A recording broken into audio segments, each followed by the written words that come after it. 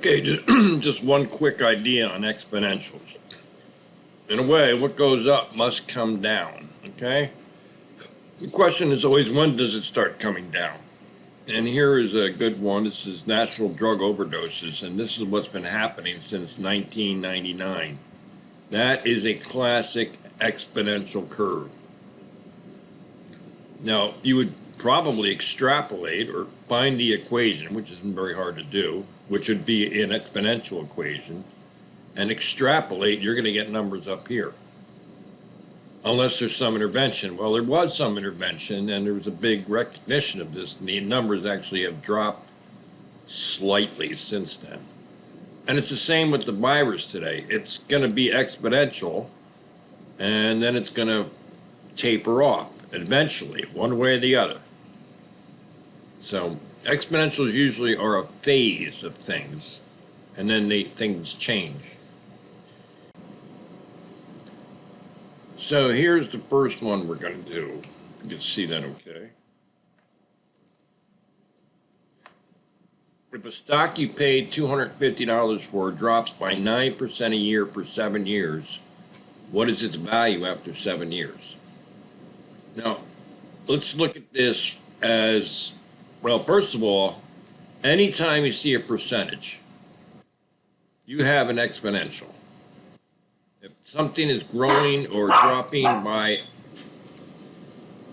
so those are exponentials. Now, I can solve this in one step with an equation. But let's look at it with Excel just for a minute. I'm going to come back and solve this with one step.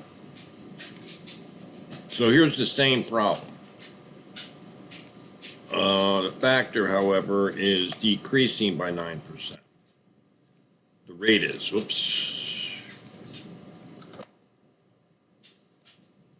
So what is the factor? You need to know that, right? 1 minus 9% over 100. 0.91.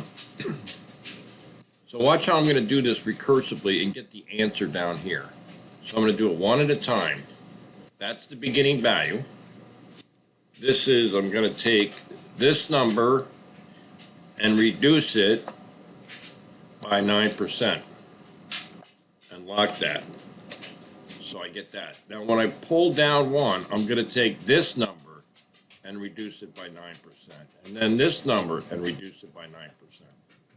This is called recursion. And so that is what it will be worth after 7 years. Okay, so that's the number we got from our recursion formula with Excel. So now we're just going to do this in one step with the formula. The output equals the input times the rate raised to how many time periods or how many cycles or whatever.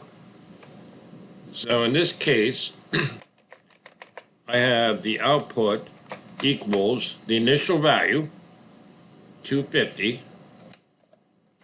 times dropping by 9%,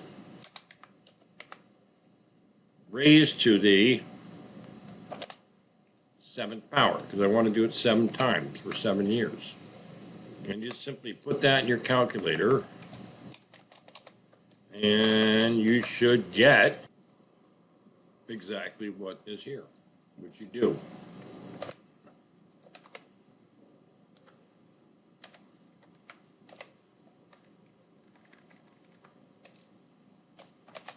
So a stock that you paid $250 for, if it decreases by 9% a year for 7 years, that's what it'll be worth. Okay, so let's just look at one more that uses the same equation. The output is going to equal the input times the rate raised to how many, in this case, time periods also. So I don't know what my output is, obviously. Small town of Alaska is 650 people in 2000. It grew by 8% a year since then. What's the population in 2020? All right, well, there's my initial value, 650. My rate is 1 plus 8.5 over 100. And I'm gonna raise it to the difference between the 2 years. It does that for 20 years. See that? And you should get 3,323. Oops. Quite a big growth, right? Just not a very big number, 8.5%, but for 20 years, that's what an exponential does for you.